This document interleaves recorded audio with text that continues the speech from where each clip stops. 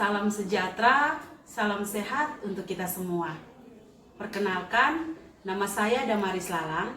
Saya merupakan salah satu dosen pada Universitas Tribuana Kalabahi, tepatnya di program studi matematika, Fakultas Matematika dan Ilmu Pengetahuan Alam. Pada kesempatan ini, saya akan menjelaskan salah satu mata kuliah yang saya ampuh, yaitu mata kuliah riset operasi. Mata kuliah ini merupakan mata kuliah wajib pada semester ganjil dengan besaran bobot 4 SKS.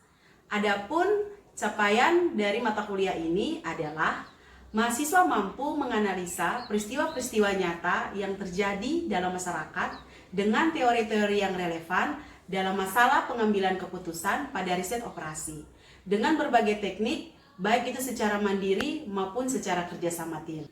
Berikutnya saya akan menjelaskan capaian pembelajaran dari mata kuliah ini atau kemampuan akhir dari tiap tahap belajar mata kuliah ini selama 1 semester.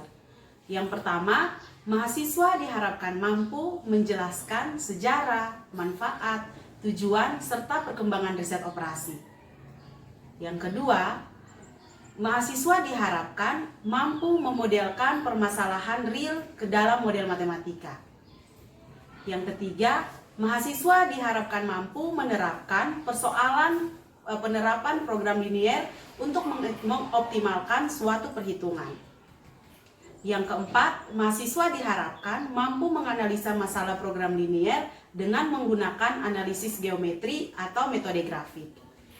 Yang kelima, mahasiswa diharapkan mampu menganalisa kasus maksimum dan minimum guna mendapatkan hasil optimal pada masalah program linier dengan menggunakan metode simplex. Berikutnya, diharapkan mahasiswa mampu mengidentifikasi sistem transportasi pada program linier dengan menyelesaikan permasalahan. Mahasiswa diharapkan mampu menerapkan program bilangan bulat pada masalah program linier. Dan yang terakhir, mahasiswa diharapkan mampu mengidentifikasi sistem transportasi pada program linier guna menyelesaikan masalah network. Deskripsi dari mata kuliah ini adalah mata kuliah ini mengenalkan manfaat dan tujuan riset operasi. Secara teoritis, mahasiswa dibekali model matematika dan teknik pemecahan masalah melalui program linier. Mata kuliah riset operasi ini dirancang untuk membantu mahasiswa menentukan model terbaik untuk mendapatkan solusi dalam masalah real. Mata kuliah ini meliputi beberapa kajian yang akan dipelajari selama 1 semester, yaitu yang pertama adalah pengantar dari riset operasi, yang kedua jenis-jenis dari model riset operasi, yang ketiga pemodelan matematika, yang keempat program linier, yang kelima program linier dengan metode grafik dan juga metode simplex. Kemudian formulasi fungsi tujuan, fungsi kendala, dan variabel bantuan atau variabel keputusan. Yang berikutnya adalah program linier berstruktur khusus, yaitu program linier bilangan bulat khususnya dalam menyelesaikan masalah network. Adapun sistem penilaian yang saya lakukan, berikutnya komponen-komponen penilaian yang saya gunakan dalam proses pembelajaran.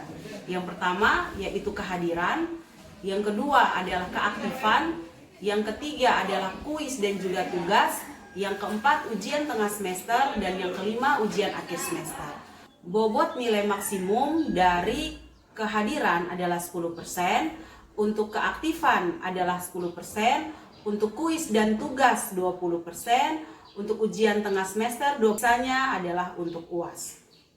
Sistem pembelajaran yang dilakukan di program studi matematika Fakultas Matematika dan Ilmu Pengetahuan Alam Untrip yaitu secara hybrid, yaitu pembelajaran secara tatap muka langsung dan pembelajaran secara online. Pembelajaran secara online menggunakan fitur Zoom, Google Meet, dan juga e-kampus. Pembelajaran dilakukan secara bervariasi, yaitu ceramah, diskusi, memecahkan masalah, latihan, dan juga penugasan.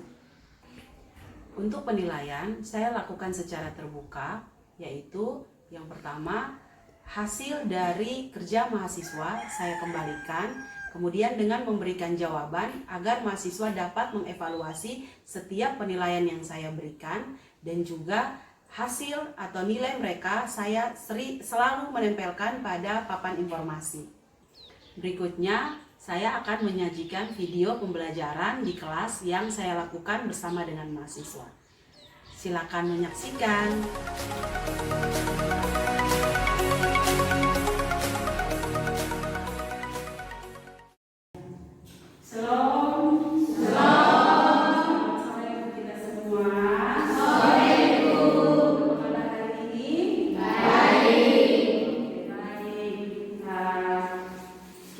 Lagi dalam pembelajaran, dan hari ini kita akan sama-sama belajar materi pada mata kuliah riset operasi. Ya, sebelum kita memulai kegiatan ini, saya minta kesediaan satu orang mahasiswa untuk memimpin kita dalam doa pembuka. Ya, siapa yang maju? Oke, baik. Ya. Semua sebelum kita memulai kegiatan pembelajaran kita pada sore hari ini, izinkanlah saya berdoa untuk pengalaman kepercayaan saya, yaitu Kristen Protestan. Kita berdoa. Ya Tuhan, berkati kami agar kami bisa mengikuti pembelajaran kami pada sore hari ini dengan keadaan selamat. Ini doa kami Tuhan, hanya di dalam nama kami sudah berdoa. Amin. Ya, baik, terima kasih Kak Karo. Ya, jadi hari ini itu kita akan ulangi lagi. Hari ini kita akan belajar mata kuliah riset operasi. Dan sebelum itu Ibu mau tanya dulu, siapa yang masih ingat kita punya pembelajaran minggu lalu? Kira-kira materi apa? Saya Ibu. Iya, baik Kakak Dona. Jadi minggu lalu itu kita belajar tentang pengantar riset operasi, kemudian ada sejarah riset operasi dan aplikasi riset operasi dalam kehidupan sehari-hari. Baik, jadi minggu lalu itu kita belajar tentang riset operasi, kemudian sejarah, manfaat, dan bagaimana mengaplikasikan riset operasi itu di dalam kehidupan sehari-hari. Nah, berikutnya hari ini kita akan belajar tentang materi yang sudah Ibu kirimkan videonya kemarin. Siapa yang masih ingat? Kira-kira dalam video itu yang dikirimkan ada informasi apa saja yang teman-teman serap dari situ? Ya. Yang saya dapat dari video pembelajaran itu tentang program linear dan bagaimana kita memaksimumkan sebuah masalah dalam kehidupan sehari-hari. Ya, jadi tentang program linear. Nah, program linear ini yang akan kita pelajari pada hari ini.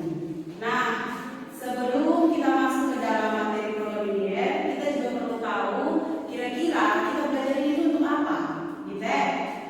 Bagaimana tujuan apa yang mau kita capai? Gitu. Nah, capaian pembelajaran yang kita harus capai dalam pembelajaran ini atau materi program linear ini adalah yang pertama, diharapkan ketika kalian mendapatkan materi program linear ini, kalian dapat menerapkan persoalan program linear untuk mengoptimalkan suatu hasil. Gitu. Jadi program linear ini kalian terapkan untuk menyelesaikan masalah. Nah, kemudian yang kedua adalah kalian mengoptimalkan suatu hasil yang tadi program linear itu diterapkan dalam suatu masalah. Hasilnya itu digunakan untuk menghitung masalah minimum maupun masalah maksimum. Jadi tujuan utama dari program linear itu adalah meminimumkan sesuatu untuk memaksimumkan sesuatu atau memaksimumkan sesuatu untuk meminimumkan sesuatu. Nah, ini yang akan kita pelajari. Materinya adalah yang pertama pengantar program linear. Kemudian yang kedua kita mendesain fungsi tujuan dan fungsi kendala pada persoalan program linear. Kemudian yang terakhir kita mengaplikasikan program linear itu ke dalam kasus maksimum dan minimum. Oke, ya. Ini pengantarnya. Jadi program linear ini biasa juga disebut dengan linear programming, atau kalau ada yang kata gaul bilang LP gitu. LP itu bukan apa, bukan lembaga apa, permasyarakatan. Tapi kalau berkaitan dengan riset operasi itu pasti linear programming.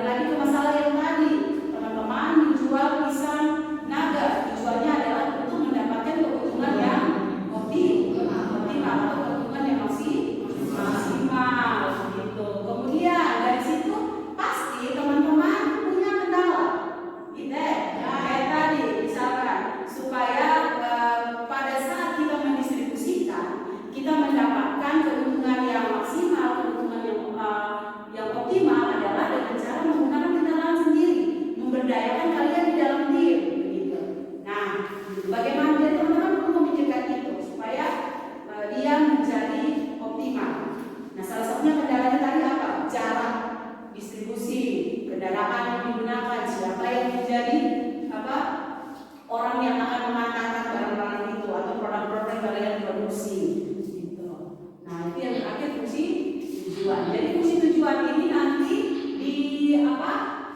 diekspresikan, kita diinterpretasikan ke dalam pertidaksamaan. Jadi pertidaksamaan itu nanti dipakai dari pula untuk masalah maksimal kita menggunakan pertidaksamaan yang lebih kecil sama dengan, kemudian yang untuk meminimumkan kita pakai pertidaksamaan yang lebih besar sama dengan. Coba ulang lagi, kalau masalah maksimal kita pakai apa? Lebih kecil sama dengan. Terus Kalau untuk masalah minimum kita pakai lebih besar. lebih besar sama dengan. Oke, untuk lebih jelasnya kita akan mencontoh setiap mesin merek satu itu biasanya gitu ya, awalnya dikerjakan di mesin satu selama 2 jam, namun dia tidak melalui mesin 2, langsung ke mesin 3. Paham ya? Jadi dia pakai mesin 1 tapi dia pakai mesin 2, terus dia lanjut ke mesin 3 gitu. Kemudian setelah yang kedua, dia tidak melalui mesin yang pertama gitu, namun dia menggunakan mesin yang kedua dan mesin yang ketiga gitu. Itu masing-masing selama 6 jam dan juga 6 jam, kemudian 6 jam pada mesin 1, kemudian 3 jam pada mesin kemudian 3 jam pada mesin 3 gitu. Nah, jam kerja maksimum yang diperlukan atau yang ada pada mesin 1 itu 8 jam, artinya dia punya kapasitas jam itu hanya 8 jam gitu. Jadi dia sama seperti ini teman-teman, sama seperti yang kapasitas untuk untuk tadi kita punya buruh gitu ya, untuk buruh itu juga sama. Nah, mesin 1 itu 8 jam, mesin 2 itu 15 jam, dan mesin 3 itu 3 jam. Nah, sumbangan terhadap laba untuk setiap mesin itu artinya keuntungan gitu ya. Keuntungan dari setiap mesin merek 1 itu 300.000 dan merek 2 adalah 500.000. Nah, masalahnya adalah bagaimana kita menentukan merek keuntungan untuk sepatu merek 1 dan sepatu merek 2. Nah, di sini ada tabelnya.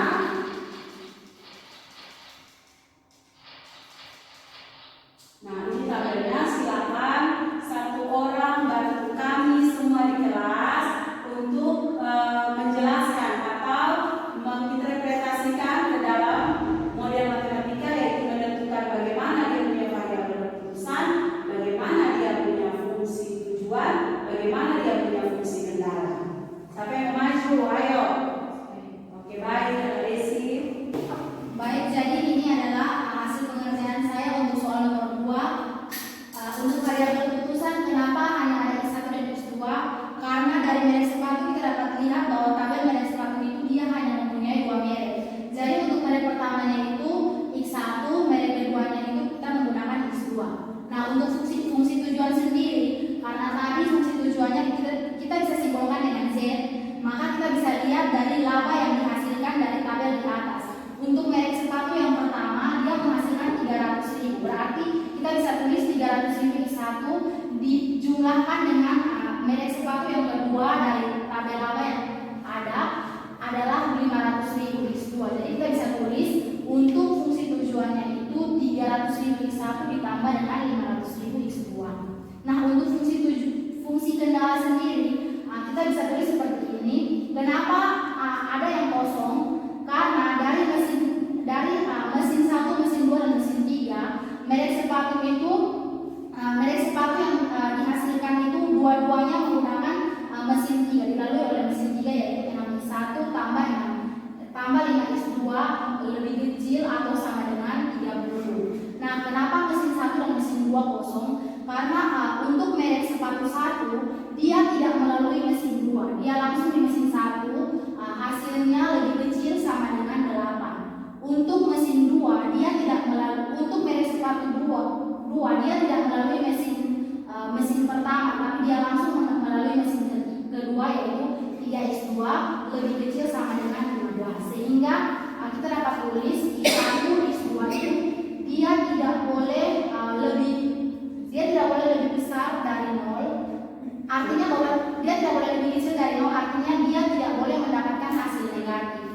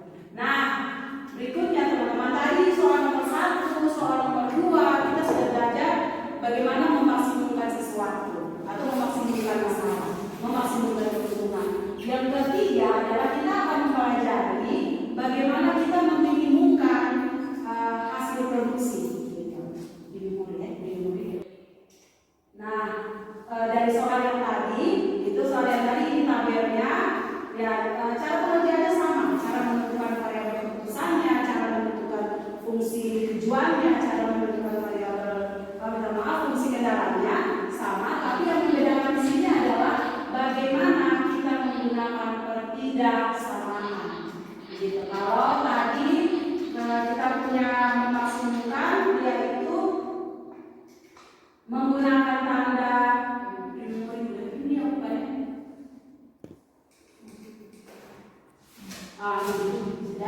Dia menggunakan tanda lebih kecil sama dengan, tapi kalau maksimum teman-teman perhatikan, dia menggunakan tanda lebih besar sama dengan. Jadi itu yang menjadi pembeda antara bagaimana kita meminimumkan dan kita memaksimumkan. Jadi teman-teman perhatikan, mengingat kembali bahwa kalau kita mau meminimumkan laba, kita keuntungan, pasti ada yang kita tekan, gitu ya. Kalau kita mau meminimumkan bahan baku, maka tujuan akhirnya adalah dari kita menekan sesuatu untuk mendapatkan hasil yang lebih optimal.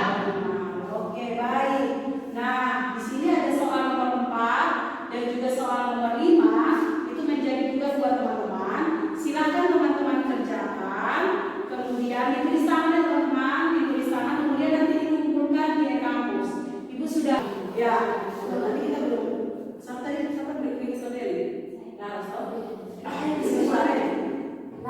Lala, ini 20. Oke, baik. Ya, jadi apa tugasnya dikerjakan? Ditulis tangan dan dikumpulkan di kampus. Oke, baik. Nah, tadi kita sudah jelaskan teman-teman. Kita sudah belajar mengenai problem linear, kemudian formulasi dan sebagainya sampai pada penyelesaian soal. Sekarang Ibu mau minta tolong satu orang lagi untuk dapat menyimpulkan kira-kira apa yang sudah teman-teman dapat dari awal kuliah hari ini sampai akhir. Kira-kira siapa yang mau? Oke, baik, Kakak Laras.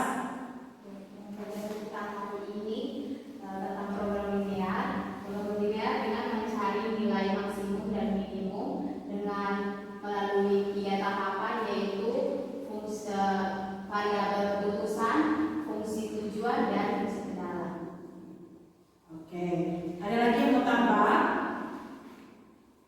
Oke, ada yang mau tambah? Identik.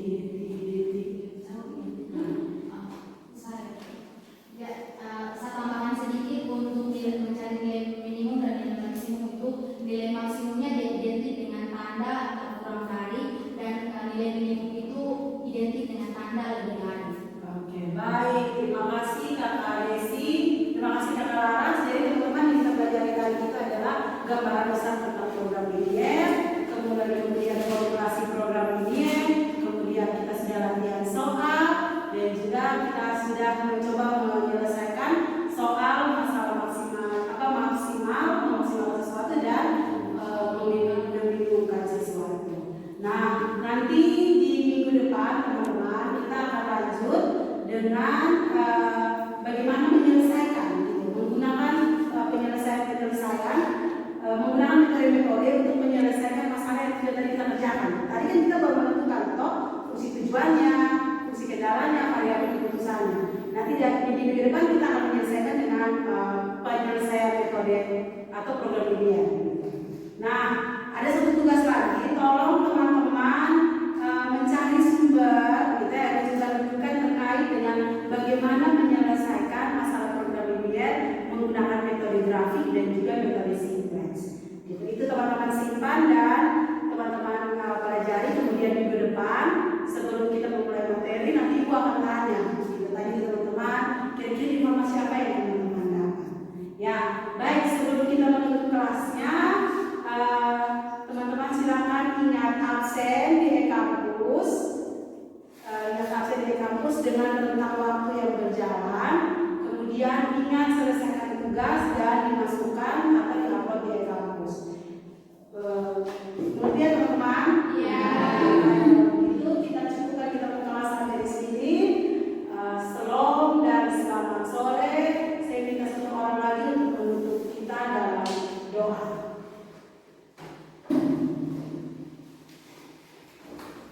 Semua sebutkan yang dari Yesus dan dari majelis kepada semuanya ini.